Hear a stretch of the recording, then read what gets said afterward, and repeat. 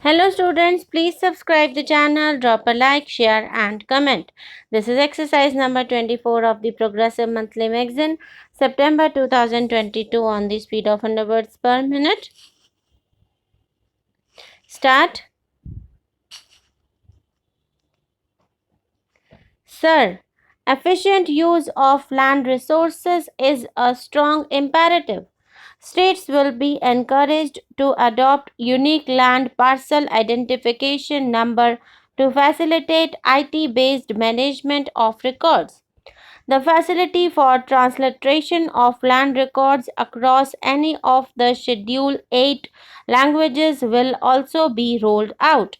The adoption or linkage with the National Generic Document Registration System with the One Nation One Registration software will be promoted as an option for uniform process for registration and anywhere registration of deeds and documents. Necessary amendments in the code will be carried out to enhance the efficacy of the resolution process and facilitate cross-border insolvency resolution. Several IT-based systems have been established for accelerated registration of new companies.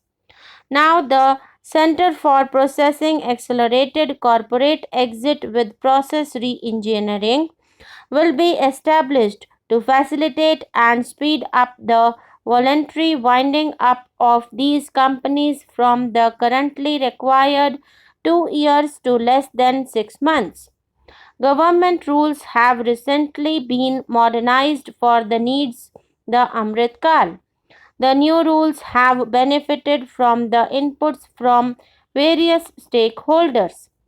The modernized rules allow use of transparent quality criteria besides cost in evaluation of complex tenders.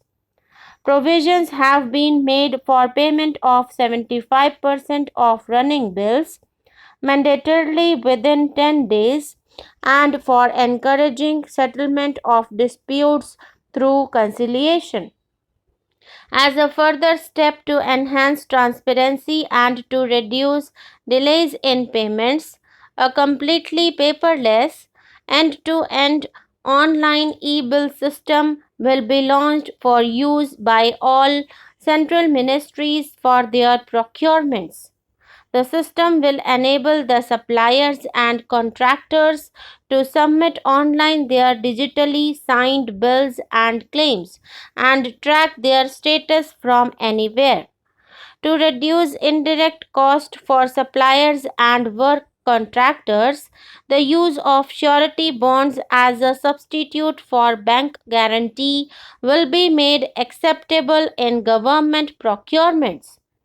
Business such as gold imports may also find this useful. IRDAI has given the framework for issue of surety bonds by insurance companies. The animation, visual effects, gaming, and comics sector offers immense potential to employ youth. An AVGC promotion task force with all stakeholders will be set up to recommend ways to realize this and build domestic capacity for serving our markets and the global demand. Telecommunication in general and 5G technology in particular can enable growth and offer job opportunities. Required spectrum auctions will be conducted in 2022. A scheme for design led manufacturing will be launched to build a strong ecosystem for 5G as part of the production linked incentive scheme to enable affordable broadband and mobile service proliferation in rural and remote areas. 5% of annual collections under the Universal Service Obligation Fund will be allocated. This will promote R&D and commercialization of technologies and solutions. Our vision is that all villages and their residents should have the same access to e-services, communication facilities, and digital resources as urban areas and their residents. The contracts for laying optical fiber in all villages, including remote areas, will be awarded under the BharatNet project through PPP in 2022-23. Completion is expected in 2025.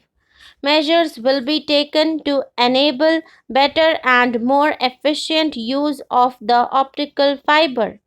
The Special Economic Zones Act will be replaced with a new legislation that will enable the states to become partners in development of enterprise and service hubs. This will cover all large existing and new industrial enclaves to optimally utilize available infrastructure and enhance competitiveness of exports. Our government is committed to reducing imports and promoting Atmanirbharta in equipment for the armed forces. 68% of the capital procurement budget will be earmarked for domestic industry in 2022-23, up from 58% in 2021-22. Defense R&D will be opened up for industry, startups and academia with 25% of defense R&D budget earmarked. Private industry will be encouraged to take up design and development of military platforms and equipment in collaboration with DRDO and other organizations through SPV model. An independent nodal umbrella body will be set up for meeting wide ranging testing and certification requirements. Artificial intelligence, geospatial systems and drones, semiconductor and its ecosystem, space economy, genomics and pharmaceuticals, green energy, and clean mobility systems have immense potential to assist sustainable development at scale and modernize the country. They provide employment opportunities for youth and make Indian industry more efficient and competitive.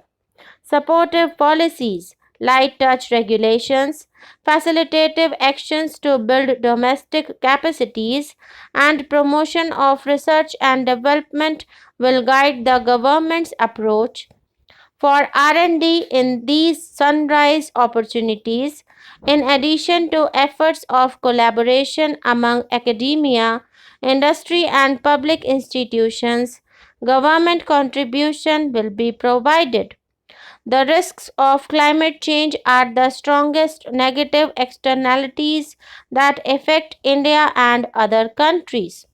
As Honorable Prime Minister said at the COP26 summit in Glasgow last November, what is needed today is mindful and deliberate utilization instead of mindless and destructive consumption.